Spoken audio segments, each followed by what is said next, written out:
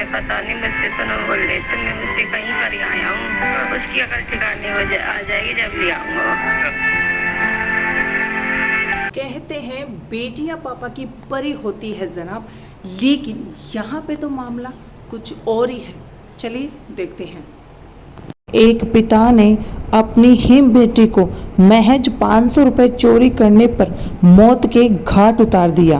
बेटियां पापा की परियां होती हैं, लेकिन इस घटना ने साफ साफ ये साबित कर दिया कि वो भी होने वालों की ही होती है जनाब। यहाँ पे मामला कुछ और ही है।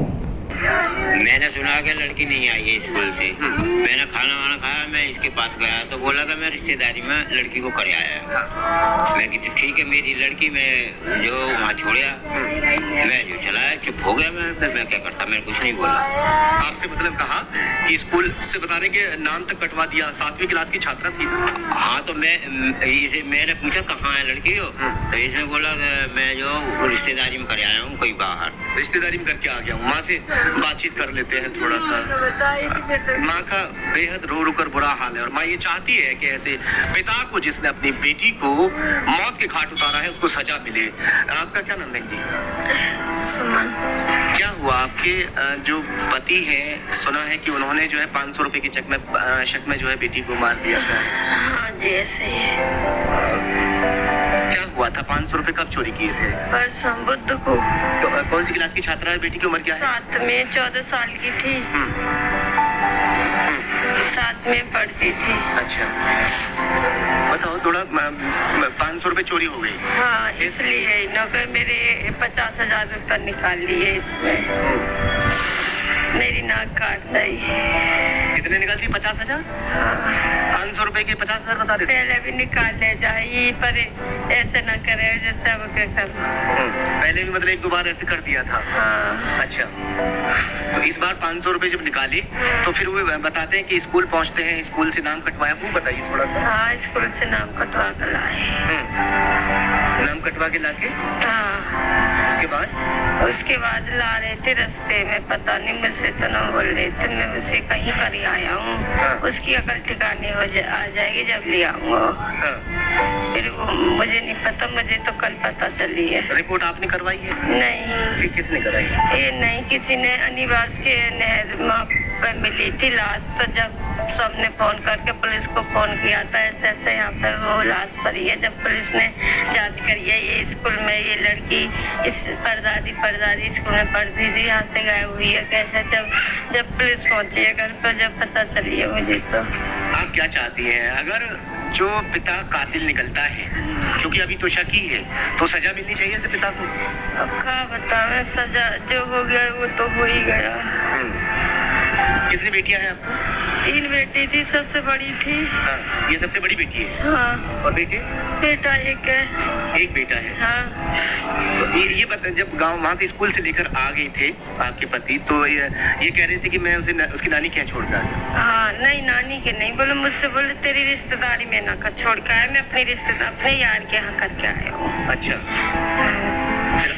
आपने केड़ाई से पूछा होगा कहाँ है? नहीं, मुझसे बोल रहे थे किसी कबर न पर जावे, कोई बताइए मत। मैं भी गुस्सा में हो गई, वहाँ जहाँ वहाँ छोड़ के आई, मैं वो छोड़ गया वहीं। और चिंता मत करे, तो वो छोड़ के आऊँगा। अच्छा, तो कुछ ना, फिर हम सो गए।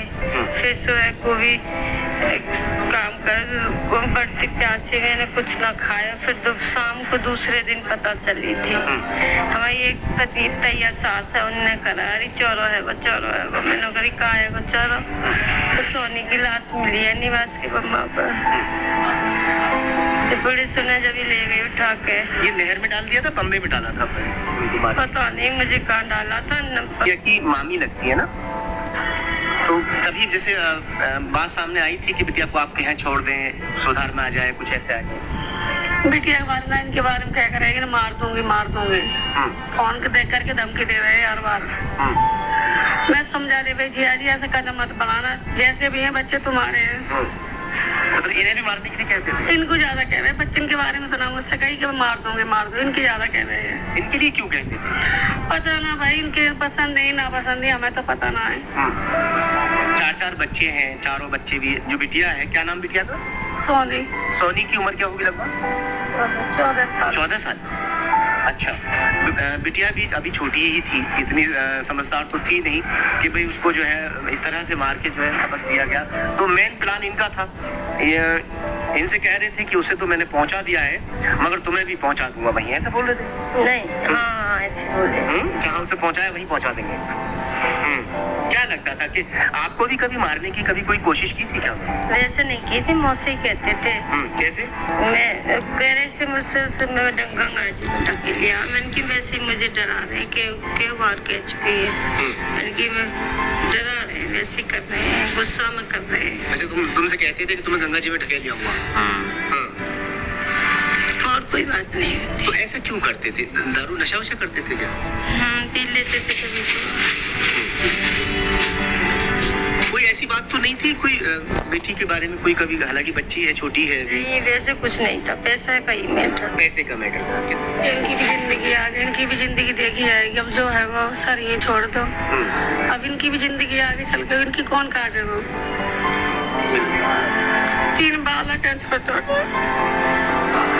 अगर इन्हीं को मार देते वो कल तो क्या होता? इनको जैसे बेटी को मार दी, इनको मारने में कौन सी बात है? चलिए खैर, फिलहाल मामले की जांच चल रही है और ये तो पोस्टमार्टम के बाद में पता चल ही जाएगा कि बिटिया की मौत आखिरकार कैसे हुई है और गला दबाने से हुई है या फिर ऐसा कौन सा हथियार यूज में किया गया है जिससे कि उसे मौत के घाट उतार दिया गया है।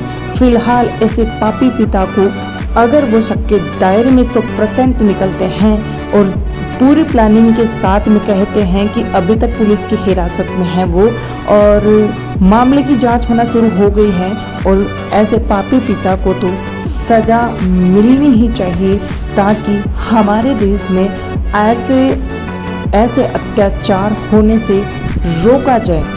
क्योंकि मामले की जांच होने के बाद में क्या सज़ा मिलेगी क्या नहीं मिलेगी ये तो बिल्कुल कोर्ट के आधार पर सूचित कर दिया जाएगा और देखते हैं क्या होता है क्या नहीं होता है।